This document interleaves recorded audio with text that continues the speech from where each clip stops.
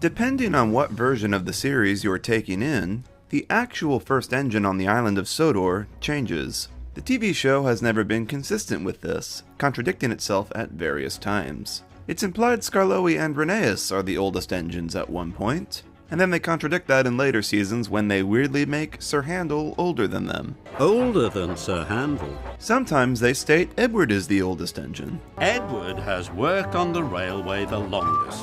And then the movie Hero of the Rails throws all continuity out the window and states Hero was the first engine. I was one of the first steam engines to arrive on Sodor. But then they even contradict that later with the introduction of Glyn. Which is it? We're going to look at the book's continuity to answer this question, which is way more consistent.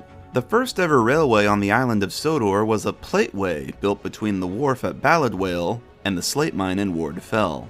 It was called the Railroad and opened in 1806. This railway, however, was horse-worked and never had engines. The second railway on the island was the Cronk and Harwick Railway, which opened in 1850 in the north of the island. However, this was also a horse-worked line and had no engines. The third railway on the island was the Sodor and Mainland Railway, opened in 1853. This railway owned 3 box tank engines, one of which was named Neil.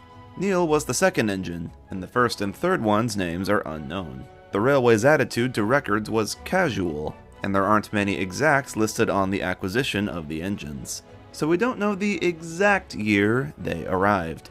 However, they were present on the island by the time Skarloey arrived in 1865. There were no other engines known on Sodor before this, thus making the box tanks the first ever engines on Sodor, and assuming the number 1 arrived first.